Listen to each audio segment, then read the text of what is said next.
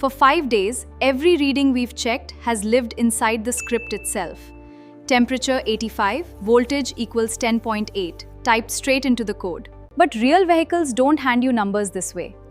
What if Python could just open a file, read what's inside, and work with it directly? Open function is the function that connects Python to a file on disk. That means write mode. If the file doesn't exist, Python creates it. If it does, this will overwrite it completely, so use it carefully. The keyword is important. It automatically closes the file for you when the block ends, so you never leave a file open by accident, even if something goes wrong inside the block. Each adds one line. Notice at the end of each string, that's what actually creates a new line. Python won't add it for you automatically. W with f.write \n. Open function is the bridge between your code and a real file on disk. Read it, write it, Python doesn't care which. It's the same starting point either way. Same, but now for read mode. A file object is actually iterable. You can loop over it directly with a loop. And Python hands you one line at a time without loading anything extra into memory unnecessarily. Removes the invisible new line character at the end of each line, so our printed output doesn't have extra blank lines scattered through it. Open and close bracket. R for strip. Open and close bracket. But what if the file isn't even there? Read mode assumes it exists, and if it doesn't, Python stops cold. One thing every one of today's read mode examples has quietly assumed: the file actually exists. In real life, that's not guaranteed.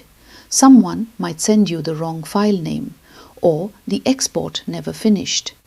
If you try to open a file that isn't there in read mode, Python doesn't fail quietly. It raises a and stops your program right there, whether or not there was other important code after it. File not found error is thrown. But there's a catch with write mode. Run it twice, and your second write erases the first one completely. Here's a problem with write mode W. If we ran cell 1 again right now, it would erase everything and start over. That's rarely what you actually want with a real growing log. This is where append mode A comes in. It adds new content to the end of the file, leaving everything already there untouched. This is exactly how a real test log actually grows over a testing session. New results get appended, old ones never disappear. Append mode fixes that. New data joins the end of the file, and everything already there stays exactly as it was. Reading raw text line by line works, but it leaves you with plain strings. You'd have to manually split each line on commas yourself and handle edge cases like commas inside quoted values. The module does that for you. Reads the first line as column headers automatically and turns every following line into a dictionary. So, just works. No manual splitting required, even as our file has grown to 6 rows now instead of 5. Reading raw text works, but the CSV module turns each line into a labeled row. No manual splitting required. Let's slow down and look at exactly what's happening here, line by line. Pass count equals 0, 3 empty containers set up before we look at a single row. This matters. We're not trying to calculate anything yet. We're just preparing places to put answers as we find them. Fail count equals 0 and failed ECUs equals empty list. Then we open the file. The loop is where the real work happens.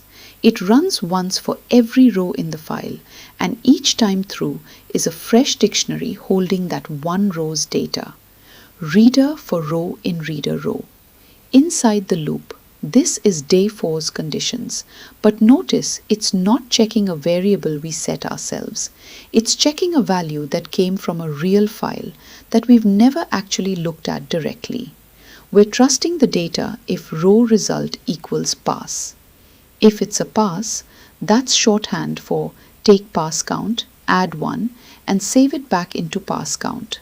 If it isn't a pass, and we also do something new, we're not just counting the failure, we're remembering which ECU failed by adding its ID onto our list. That's the difference between a number and a name. One tells you how many, the other tells you which ones, and a real diagnostic report needs both. Reading and counting is only half the job. What if we need to hand our findings to someone else? What if Python could take everything we just figured out and write it back out as its own real file? One more piece most beginner tutorials skip, writing structured data back out. Is the mirror image off? Instead of turning file rows into dictionaries, it turns Python lists into properly formatted CSV rows, handling commas and formatting correctly for you. We loop through our failed ECUs and write each one out as its own row in a brand new file. This is the full real-world cycle. Read data in, process it, and write your findings back out somewhere useful. A file someone else or another program could open next.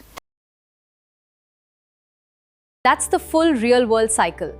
Read data in, process it, and write your findings back out to a file someone else can open. This program can now handle 10 rows or 10,000 without you touching a single line of code. Tomorrow, we combine everything from this week: variables, lists, dictionaries, conditions, functions, and files into our first full weekly project. If this helped, subscribe to our channel. It's free. Share it with someone who needs it. Code's in the description. See you tomorrow.